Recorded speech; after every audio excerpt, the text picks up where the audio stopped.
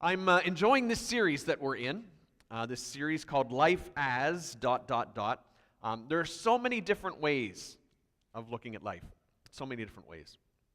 And we've looked at already a destiny to realize. That's one way of looking at life, right? A mystery to figure out. Life certainly feels like a mystery a lot of times. The Bible talks about that. We see great examples of that. An adventure to live, right? Life's an adventure, and there's a lot of truth to that one too. Each one of these perspectives are different, but that's the cool part, is that they're all true, and we all see, we see biblical backing for all of these. It's just the kind of perspective that we're taking on it. I've only got a couple of the messages in this series. We divided these up a lot amongst the staff, but as we were dividing them up, there was one topic that I said, I have to have this one. I need this one, right? For those that were around back in November of 2015, we did a series at our church called 5 Easy Ways to Wreck Your Life. I don't know how many of you remember that. You all seem to be doing really well with that, but no, I'm just kidding. That's not true. But one of the ways that you can wreck your life that we talked about in that series was by being consumed with success.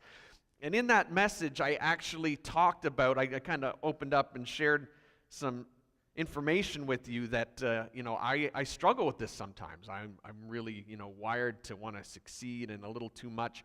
And how I did a Strength Finders test many, many years ago, that Marcus Buckingham thing. You buy the book and it gives you the test. You go online. There's like 34 different traits that you can test for. And I was all excited because I really wanted to get this insight on my personality. And the top one that came out for me was competitiveness. I'm like, competitiveness? And then I look at the Bible and it talks about like selfish ambition and striving and everything. I'm like, my greatest strength is like a sin, right? But I have to be honest with you, that test was accurate. Like, I'm really competitive. Like, I like a good fight. I really do. I like a good fight. I can watch any sport, anytime. If it's 2 people competing and I know that that's going on, I'm like, yeah, I can get into this. I can. I like to spar with my wife. In fact, I noticed that my wife and I, there's different metaphors for life and there's different metaphors for your relationship as well. And ours is kind of like, we're kind of like sparring partners, right? We just like to, especially if we're stressed, we just kind of take it out on each other and then we kind of smile. Like I don't even think it's an unhealthy thing always. It's kind of like just the way that we are or the way that we're wired. I like to debate, get those ideas out there. Let's discuss them. And I love to compete. So, as a kid, I remember my dad, he taught me, you never back down. Like if there's a worthwhile fight, if there's a reason, you don't back down from it, right?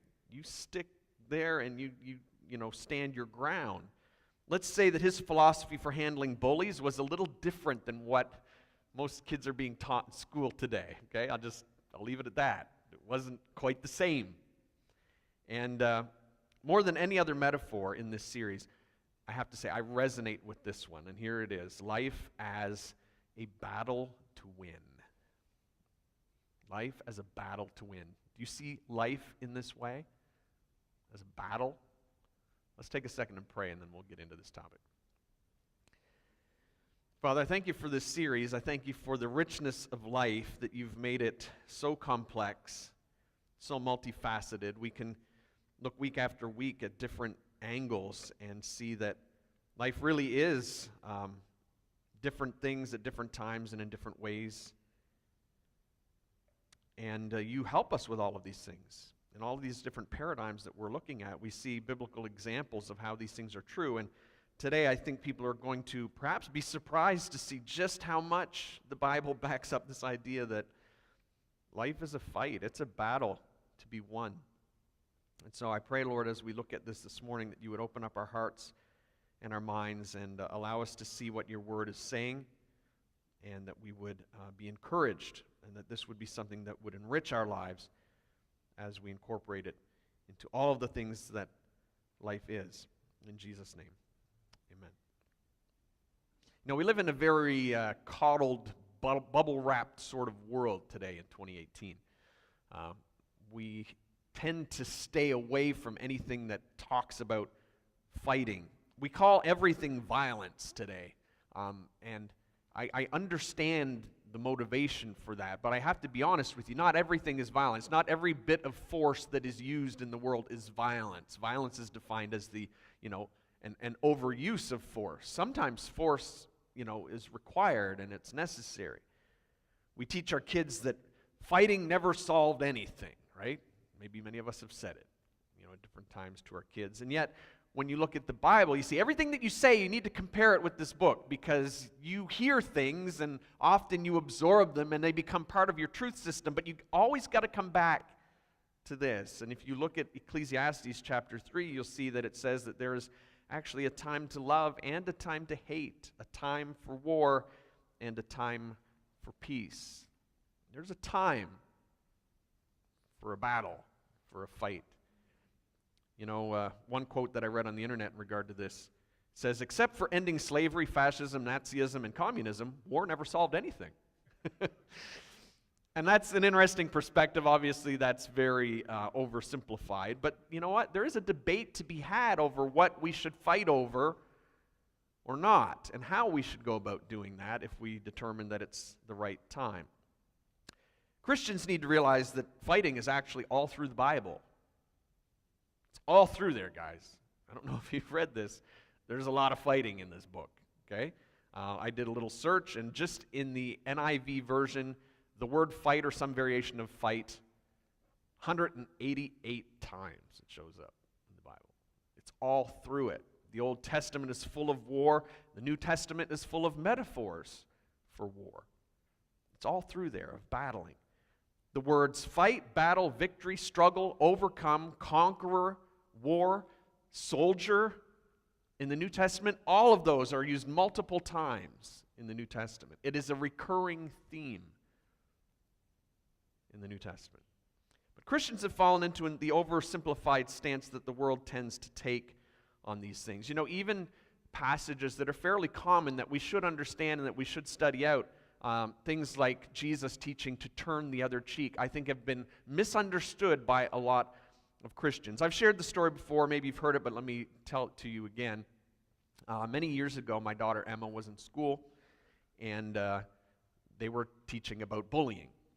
That's kind of core curriculum these days. But they were teaching about bullying, and they were asking some questions, and the teacher asked the question, what do you do if somebody bullies you and they punch you, right? My daughter was like, "Oh, I know this. My dad taught me this," right? Like she's like, wanting to be seen kind of thing. And so sure enough, she's like, "Emma, you seem excited to share your answer." And Emma, quickly volunteers, "You slug him," right? And the teacher's like horrified, right? She's horrified. "No, you don't do that."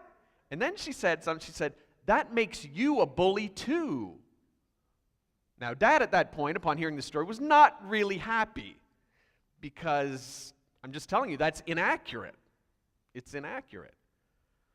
The truth is that you can't exercise grace until you know that justice is an option, right? We talk a lot about grace, and grace is very important to us in our Christian faith.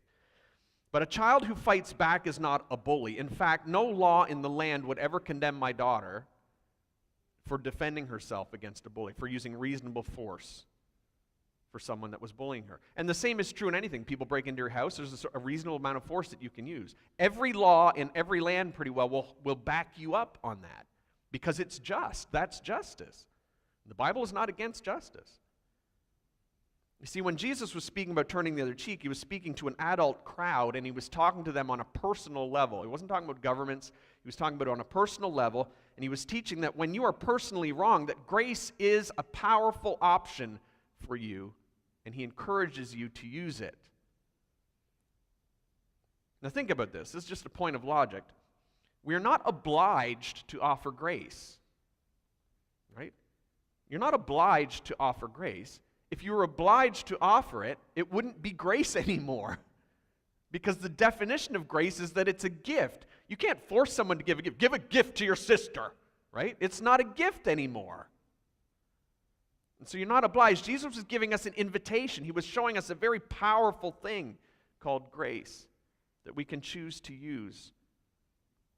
You have to remember that even Jesus, at a certain point in his life, he formed a whip and he drove people out of the temple, the money changers out of the temple. Violence, no. A reasonable use of force. Jesus was a fighter. You know what? He stood up to injustice. He regularly stood up to bullies. He didn't back down. He stood up to his own desires even. We see him being tempted by the devil. He stood up to fear. He faced like a flint toward Jerusalem and headed there to be crucified, the Bible says. Jesus was a fighter. And there's another New Testament character who stands out when it comes to being a fighter. And as you know, in this series, every one of us is taking a character and we're pairing it with this concept that we're working with. And my character today that I'm going to talk about is the Apostle Paul. Of all of the people in the New Testament particularly that could relate to this concept of fighting, I would say in the Old Testament would be King David, and in the New Testament it would be the Apostle Paul. Let me give you a little bit of a history of the Apostle Paul. He was probably born around AD 6. He was born a Roman citizen to Jewish parents in Tarsus, which is just as you kind of get up around the edge of the Mediterranean, heading up from Israel into Turkey. That's where Tarsus is located. Between 20 and 30 AD, he studied the Torah in Jerusalem under a rabbi named Gamaliel. And at that time, he became a Pharisee. His parents obviously wanted him to be well educated in the Jewish faith. And so he was. He studied under the best. From 30 to 33, he gets to the level where he's actually persecuting followers of Jesus of Nazareth in Jerusalem and Judea. From 33 to 36, we see that he converted on the way to Damascus one day. And after that huge experience where God struck him with blindness and then restored him, he went off into Arabia for 3 years. He began to preach Jesus as the Messiah. 36, he fled Damascus because of persecution. He goes and visits Jerusalem, meets with the apostles, and they're obviously very, a little skeptical at first, a little hesitant to receive him. But he begins preaching in Tarsus and the surrounding region from 36 to 44. Then after that, he meets up with Barnabas. Barnabas kind of takes him under his shoulder, and he really, advocates for Paul and introduces him to a lot of people. They begin teaching in Antioch between 44 and 46.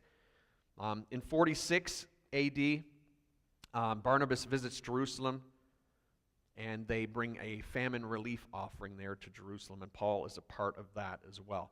Then from 47 to 57, that 10-year window was a very important time in Paul's life. He went on 3 different missionary journeys, actually led these missionary journeys, going, into Turkey and then going further and each time further and meeting new people and basically setting up new churches as they went through these different regions. From 57 to 62, this is the time that he was under arrest, and it was during that time that he wrote the prison epistles. In 62 to 64, he was released. Some people believe that he went on to Spain after that, but we're not sure if he did. But during that time, after he was released, he wrote the letters to Timothy and to Titus, and then in 64 AD, he was martyred in Rome. Some other interesting facts: he was both Jewish and a Roman citizen, and he played that card on a number of occasions.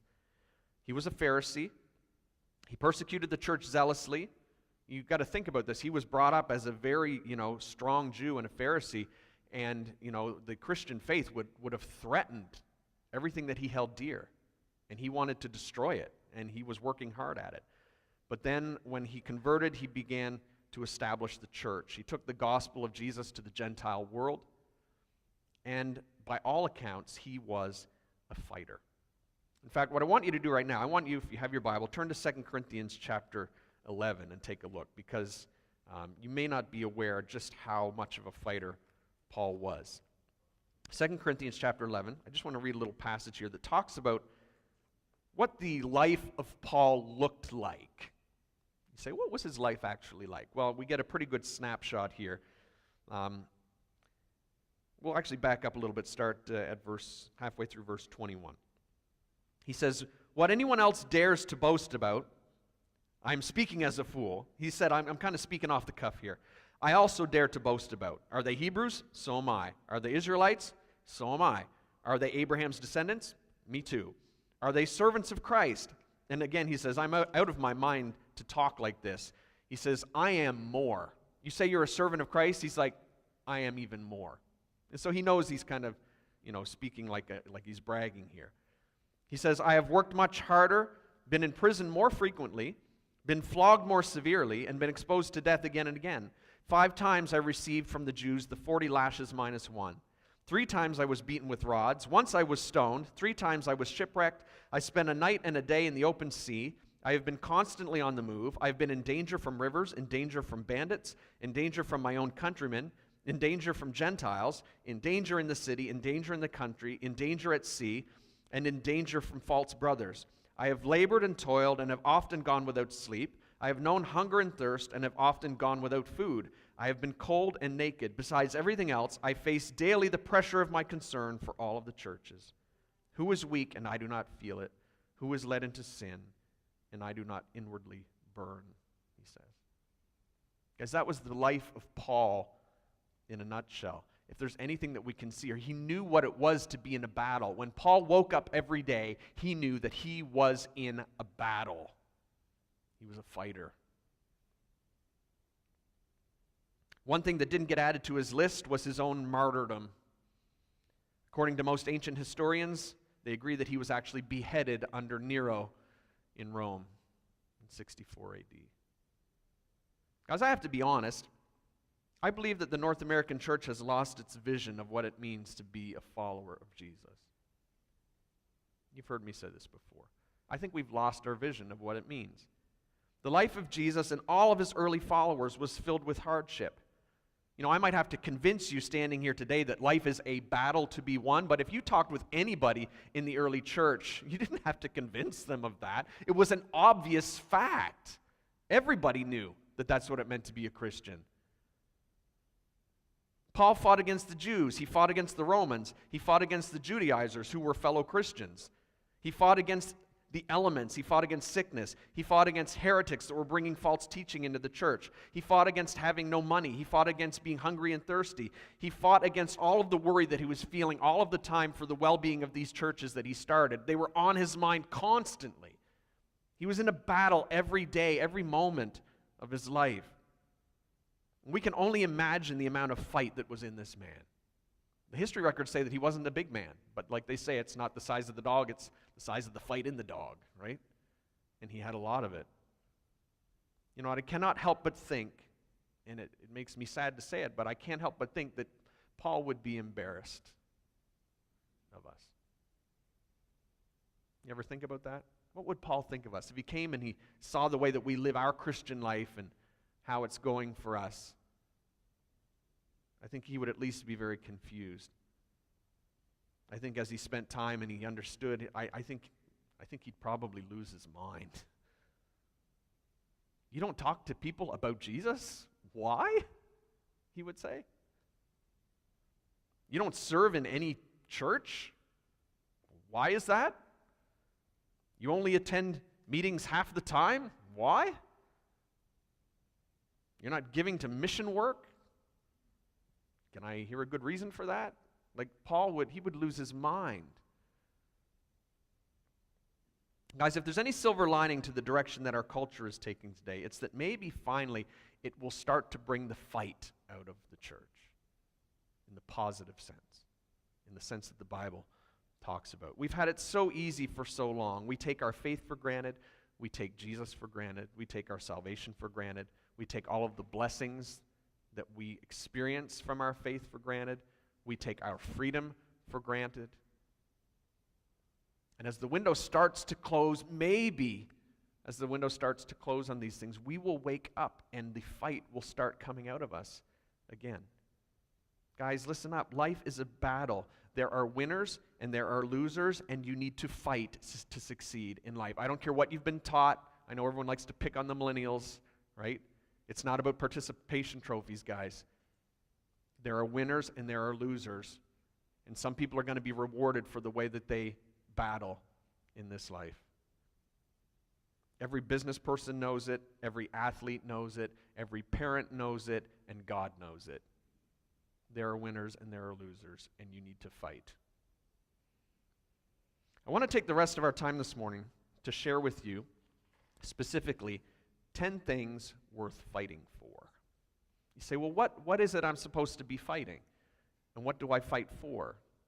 You're making your case that we need to be, in a battle and conscious of this battle. What are the things that we should be fighting for? And I'm going to name them for you. The first thing worth fighting for is faith. Faith's worth fighting for.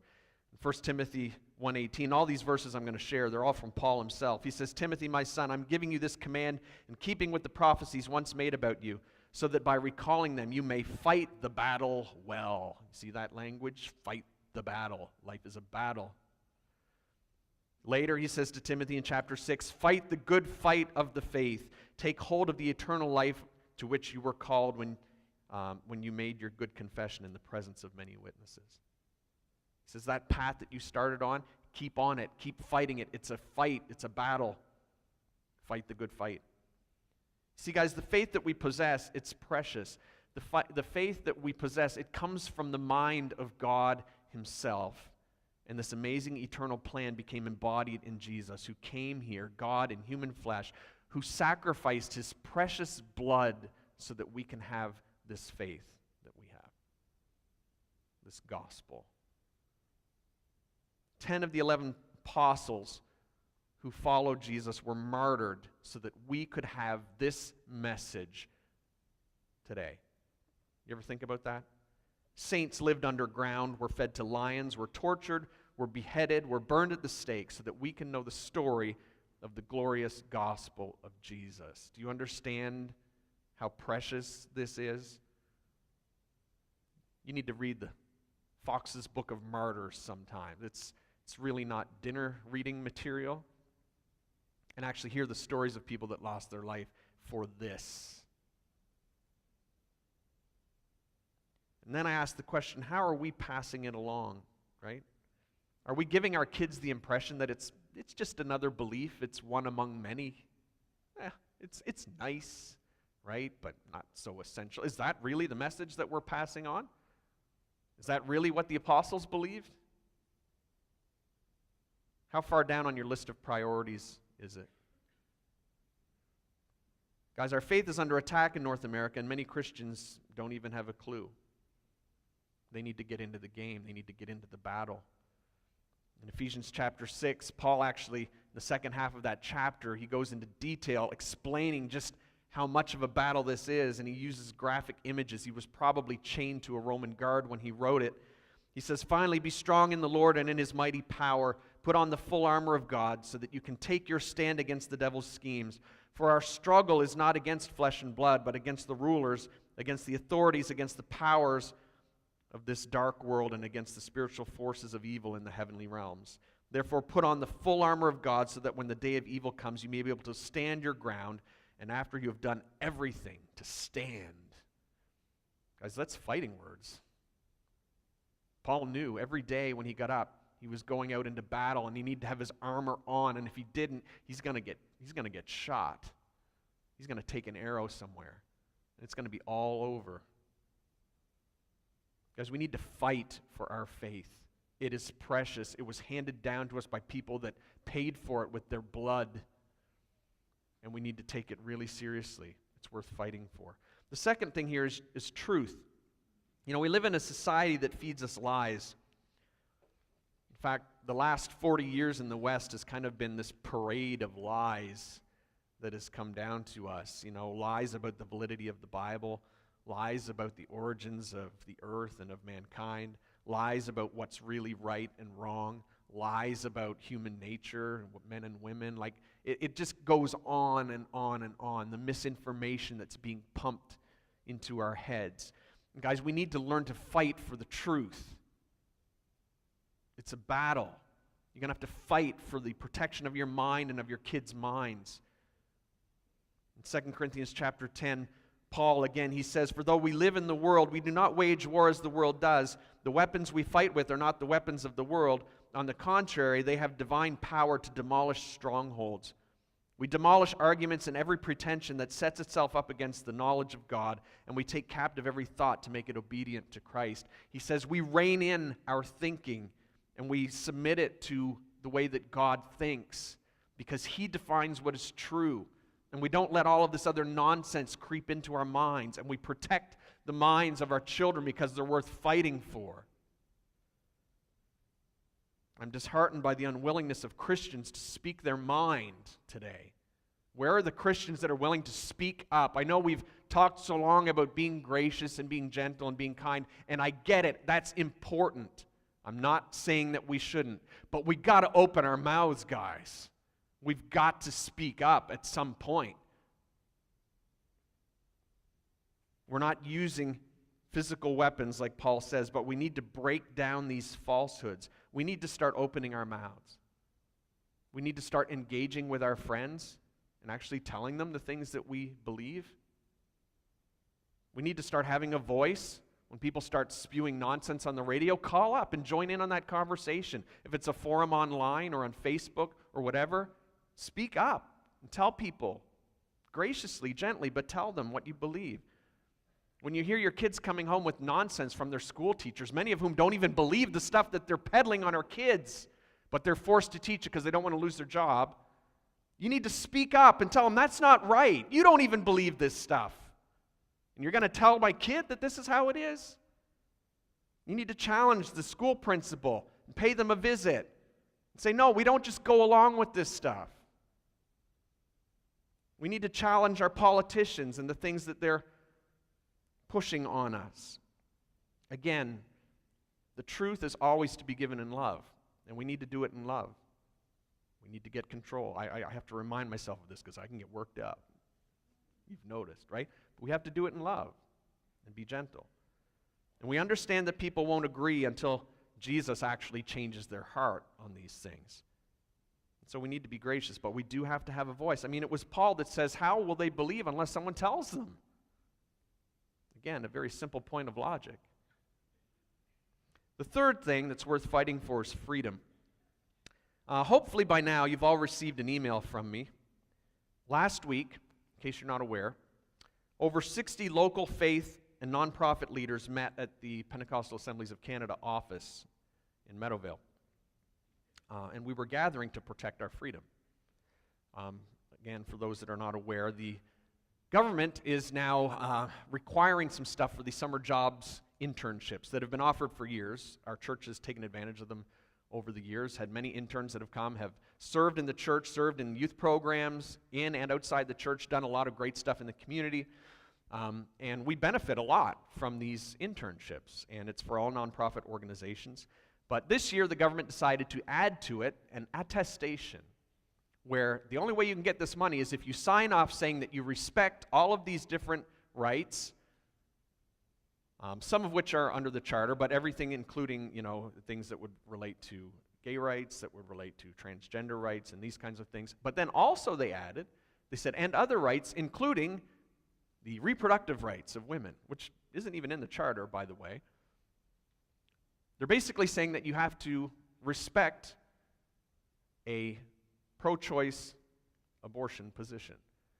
And all of a sudden, a whole bunch of organizations, not just Christian, all different faith and nonprofit organizations, have started to respond. In the 20 years that I've been in the GTA, I've never seen anything like this. And there's been a lot of stuff go through in the last 20 years. But finally, it looks like people are starting to wake up. And so we all met there together. The media came. We let them in the meeting at the end just to take some pictures, to ask, how to do a couple interviews after with some people. Guys, this thing, it's bigger than just the summer interns. It's about the freedom that we have as Canadians, right? We have certain freedoms. I mean, Section 2 under the Charter is about religious freedom, freedom of thought, belief, expression. These things are being squeezed very tightly.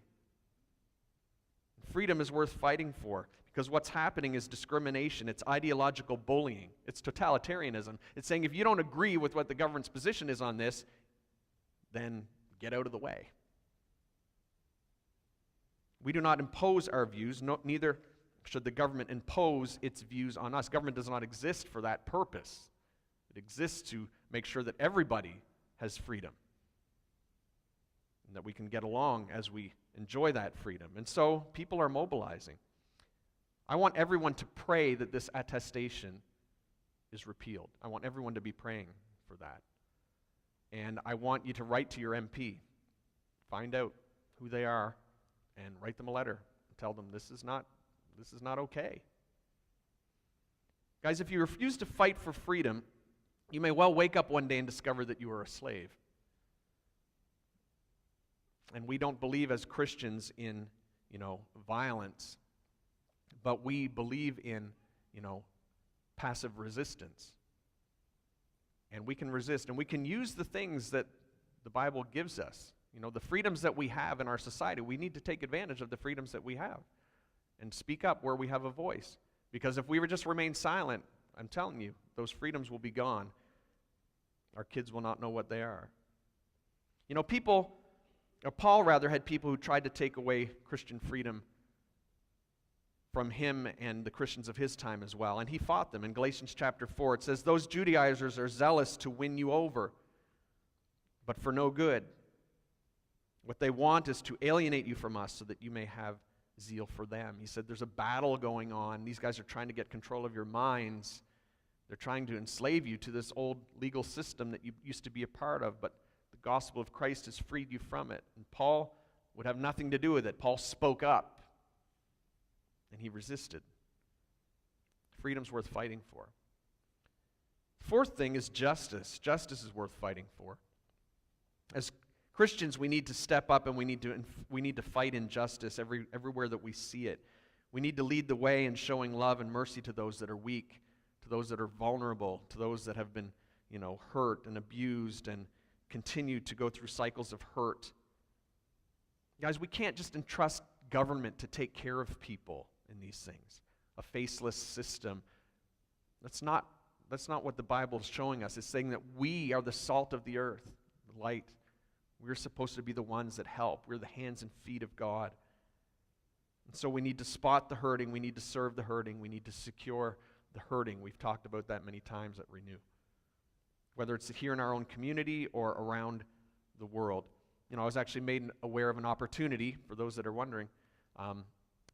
Lohini Ellis, who's a member of our church, serves over in Sri Lanka.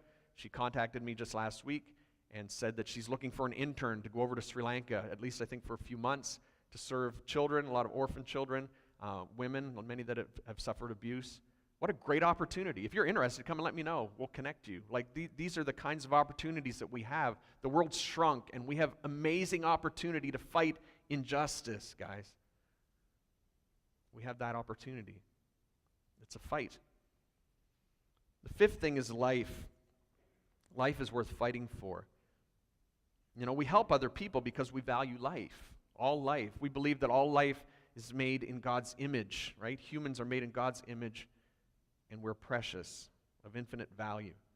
I've been spending some time with a friend of mine named Mike. He's a Catholic who's getting into politics just recently. And just in hanging out with him a little bit over the last few weeks, I've really gotten fired up by the passion that he has for life. And I commend a lot of Catholics for, their passion for life. For the unborn, for the disabled, for the elderly. And even the laws are changing in our country. The protections that were once there are kind of eroding. All life is precious, and it's worth fighting for. Number 6 is your marriage, and marriage in general. Marriage is worth fighting for. Paul wrote half a chapter in Ephesians chapter 5 on the importance of fighting for your marriage. And if you go and you look at that, he says, husbands, fight for your wife. Love her even when she seems unlovable. Love her like Jesus loved the church. Lay your life down for your wife. That's a fight. That's a battle. That's a struggle. If you think that marriage is just some blissful thing, you haven't been married very long. You got to fight for this thing. Wives, fight for your husband. Honor him even when he doesn't deserve it. Submit to his leadership even though it's difficult. It requires faith. It requires perseverance.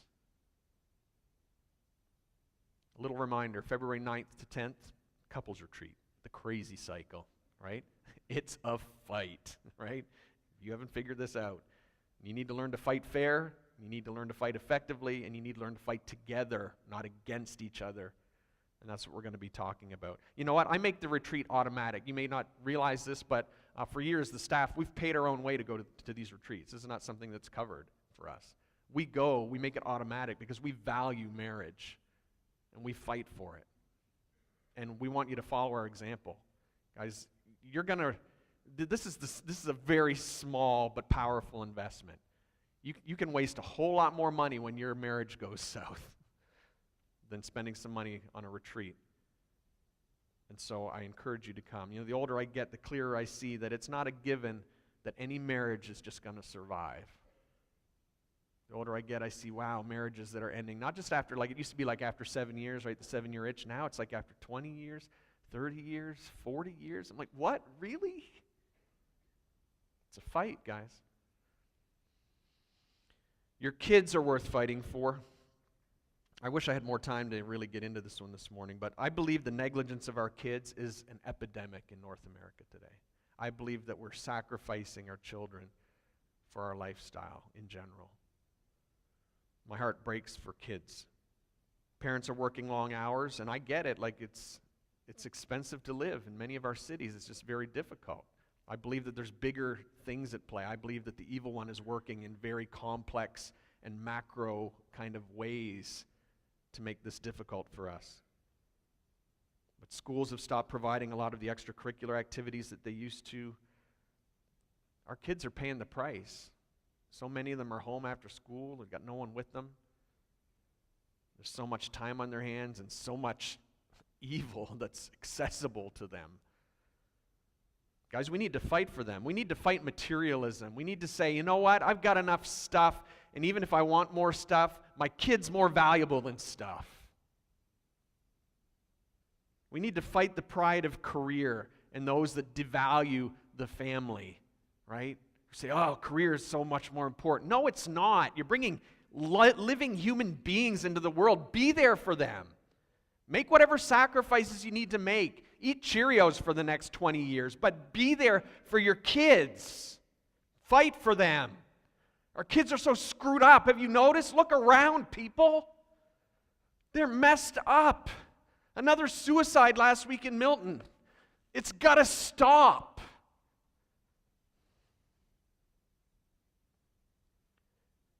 We need to fight our own selfishness. Make time for kids and volunteer our time and be there for them.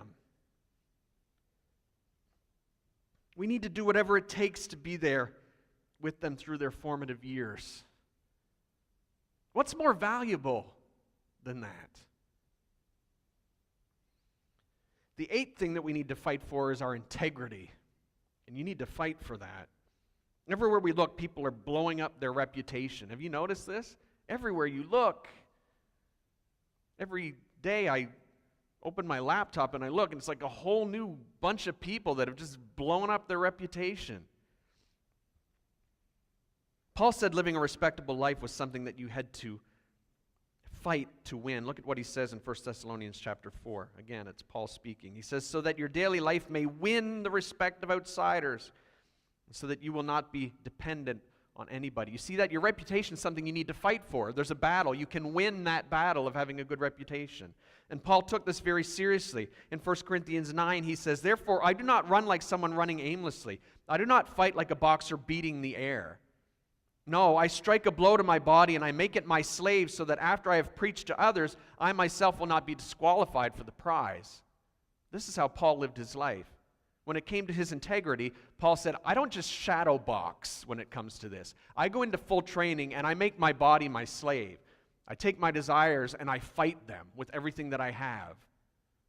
He battled his own flesh. Guys, how many of us are still battling our flesh? Or have we kind of just let the current sweep us away? At one point we were hanging on to the rock of Jesus as the waters kind of went around us, but now we're just kind of like, let's just go with the current. How many of us? Muhammad Ali said a great thing. He said, the fight is won or lost far away from witnesses, behind the lines, in the gym, and out there on the road, long before I dance under those lights. Long before he ever got in the ring, right? The battle was lost or won. Preparation. Guys, are you preparing yourself every day to Protect your integrity, your walk with God. Self-discipline is a battle, but it's a battle worth fighting. We're almost to the end. Number 9 is lost people. You know, one thing that Paul knew for sure was that lost people were worth fighting for. He made his whole life about getting the gospel, the good news of Jesus, to lost people. And that's why he used the term winning souls. If you looked at 1 Corinthians 9, we don't have time, but in those few verses there, he uses the word win 5 times in regard to souls because he understood this is a battle. We win souls to Jesus. There's a spiritual battle going on.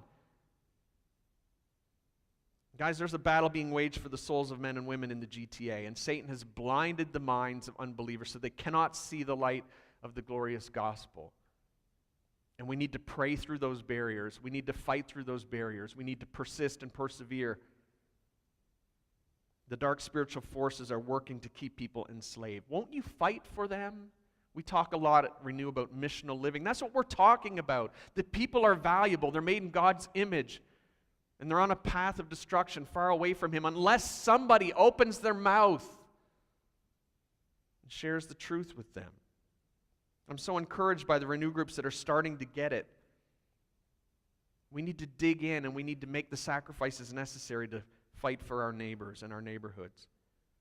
We need to battle our busy schedules and all of those excuses that keep us so busy that we can't connect with them.